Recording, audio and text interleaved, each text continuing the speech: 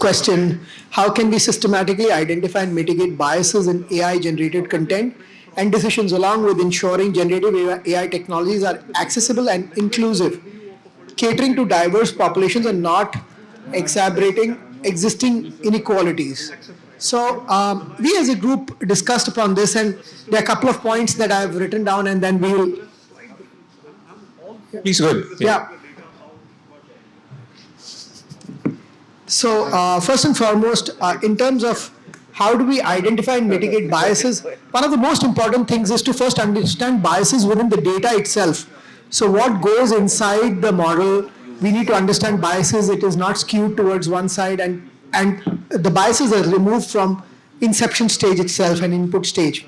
There should be corporate governance frameworks in terms of Gen AI. The other thing we strongly spoke about is within the organization, we should democratize the use of data and analytics for people to understand how can we put to use such a thing. And I was just sharing an example of our organization where across the board we train people around analytics. We ran some hackathons to ensure that people understand, and then use cases start coming from there and they run towards it. So that's really key, where everybody in the organization understands what it can do, and then you run this as an education series or program, and that helps across. This also ensures that everybody in the organization, everybody across the board also understands Gen AI capabilities, and it is not only the analytics team or the team specifically entrusted to do this activity. I think the analytics teams are empowered to implement it, but it most importantly becomes a collaboration effort across the entire board. I like to tell stories. So I think the question is a little bit generic because it depends on the use case and how we know what are we talking about when we say bias in the content that's generated. Let me give you a story, right? So I think you probably heard of this about World War II, the aircraft analysis. So planes that comes back from a battle, and they look at where they get hit often, and as an engineer on the ground, you're trying to innovate and think, okay, how can I reinforce the parts of the plane that keeps getting shot, right? But the thing is that those planes that came back, they survived. They managed to come back, but that means the bullet holes on those planes weren't fatal. The ones that didn't come back, they got shot out everywhere else, right? So I think when we talk about biases, we need to understand the context of the use case and what kind of training data is applied to that use case, and how then can we mitigate that risk of biasness in it, right? So I think without that, it's a very 50,000 feet kind of story. You're not going to get an answer out of it, in my opinion. Thanks, Wicket and Bobby. Thank you very much.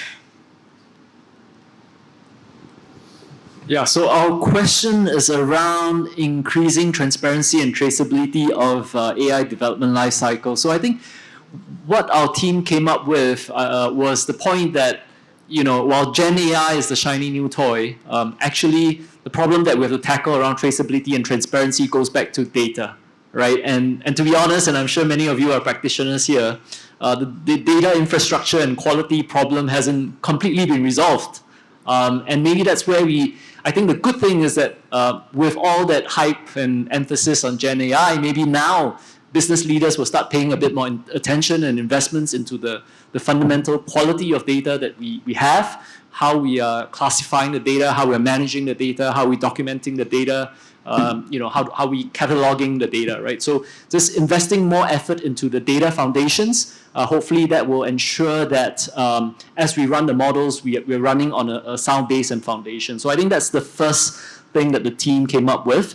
The other point I think was around the fact that we need to educate the business users, right? So ultimately, if the business users are the ones making the decisions on the recommendations from Gen AI and so on, they need to be aware of why they should not use the recommendation from Gen AI, which is something that I don't think we talk about enough, right? Currently, we're simply providing the business users with a recommendation of what to do, but we're not educating them on why they might not want to use the data from the model.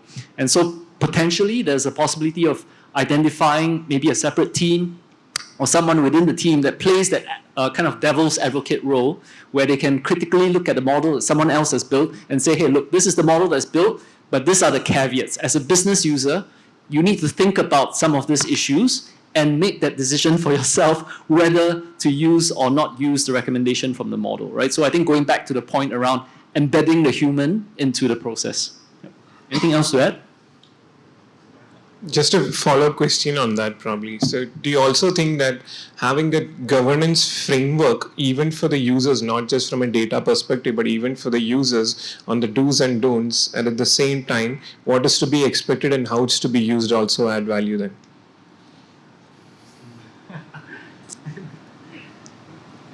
Yeah, so yeah, I think we talk a lot about governance and frameworks, and I think to a large extent that is hygiene, right? But I think the question is how do you embed those in the process? Practically, what are the tools and strategies for people to actually apply those frameworks and governance into the system? That's key, right? Otherwise, you have a very nice document. So just to give an example, my group publicists, very early on, when Gen AI first became a thing, shared a list of guidelines, right? But what do those guidelines do? Like what do that mean on the ground for the business users, and how do they apply it? What does that mean for the people who are building the models, right? So I think governance and frameworks are great. They serve as some guardrails. It educates people, but how do you implement this, right? I think that's the key. Yeah. Thanks, team.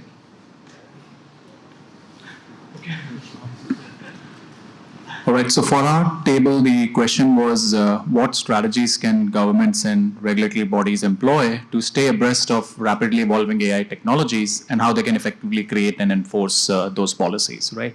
So the first part of it, like how can governments and regulatory bodies stay abreast? I think the easiest thing what we discussed is for them to use it themselves, right? So figure out how they can use it, and we are fortunate or lucky in some sense, like the government in Singapore is actually at the forefront. So we had a lot of discussion on the table about how we have personally experienced, like either IMDA or MAS, they are actually actively experimenting and using Gen AI technologies today, right?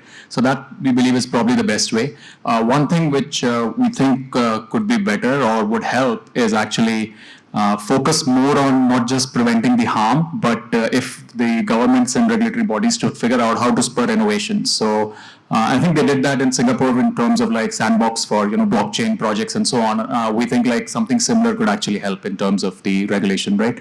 So one of the things we discussed was say MAS may regulate only financial, IMDA may do something, but there are things which are not fall in one of the categories. So cross industry. So if we were to think like that would be one way to stay abreast of technologies, because we honestly don't know what potential they may have, right? So rather than focus solely on harm reduction, I think maybe they should focus more on how to spur innovation. Second aspect is around how do you create and enforce responsible AI policies. So we had a good debate around that. So some of us thought that maybe some sort of a global consensus around use of responsible AI should come in. But I think after we discussed, the other viewpoint was what is more likely to happen is it will go down the way of data privacy. So because at the end of the day, for responsible use of AI, I mean, at the end there is an input and output, and both are actually data, right? So what data you can use to train, fine-tune, and build your model, and what is the output and how you can use it. So what we think is there's already a model in terms of data privacy laws, so GDPR, PDP, and so on.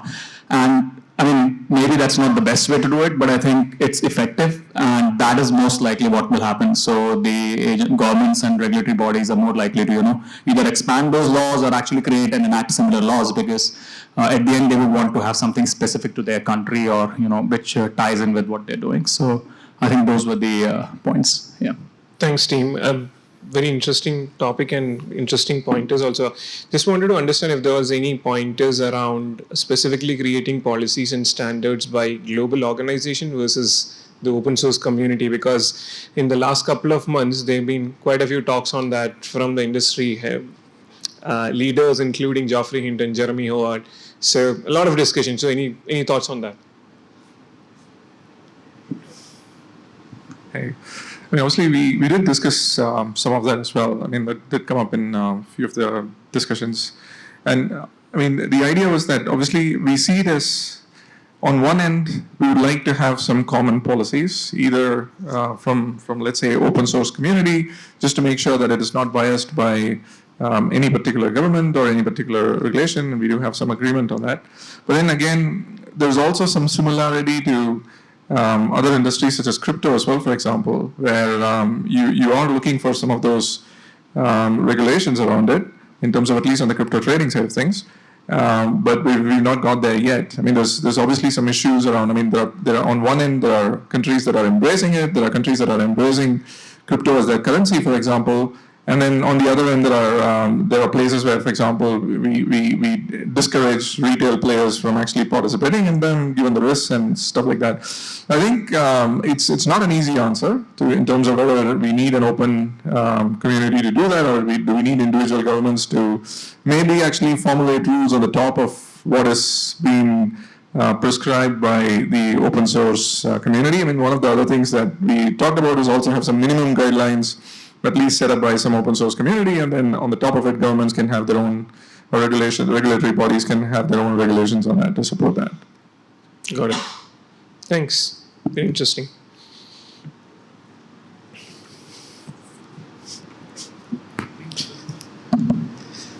Okay, so in our group, we're basically looking at what specific industries or applications should generative AI be approached with heightened caution, and what targeted precautions or guidelines should be implemented to mitigate potential social impacts, right? So within our group, I think we have like a very serious problem, right? We have like a full-blown optimist there, and then I'm probably at the extreme end. I'm not entirely a pessimist, but I have my concerns around generative AI. So we look at specific industries where we want to go and look at, okay, areas where we want to approach this with heightened caution. We've always seen things in the news. There's basically examples of, let's say, a judicial case. That's something that we were talking about. There's also instances where basically, let's say, in a healthcare industry, you would probably have a misdiagnosis, etc. Right? But then the conversation that we were really having is saying, okay, if I were to go ahead and would I rely on a particular doctor to put a knife through me based on a generative AI diagnosis, right? I would really be okay if the diagnosis was on the basis of only AI, which means basically looking at some data records that I've actually shared or which is accessible to him, but not generative AI, right? I think that's a distinction that I wanted to go ahead and do. So having said that, so that's one of those particular cases. There are also other industries that we're talking about. But broadly, I think what we look at is if at all there is any particular harm in context, if we go ahead and look at for any particular individual, then I think those are specific use cases that we need to approach with caution, right? Because of the sensitivities associated with it. And I think in all of these particular use cases, what's more important is to look at, okay, how did we source the particular data? I think that becomes really important. Was there consent? Does the individual who's consenting to this particular data understand the risks associated with this? I think those are things that need to be factored in at the time of basically envisioning these solutions, right? I think that's what. Want to add something? I think probably the only other example I think that we discussed was the military application of generative AI, right? Which is when you look at the advancement of the hypersonic missile as an example, right? And applying AI to anything in relation to drone technologies, which I think is super scary from that aspect. So I think there's a really again I think a philosophical lens that industry needs to play on this, but I think to a degree, in a lot of instances, the governments are going to really see this as a competitive edge as well. So are we really going to be able to stop that progress? I probably think not, right? I think they're all going to see that as a battleground for future technology advancements. So, so for me, I think that's probably one of the scariest things, military applications of generative AI and things like combining with hypersonic missiles and guidance systems and so forth, especially when you have unmanned, planes and so forth that can far outmaneuver a human. right? Just because of the physical elements of G-force and things. So that I think is potential societal impact. I think that's pretty big.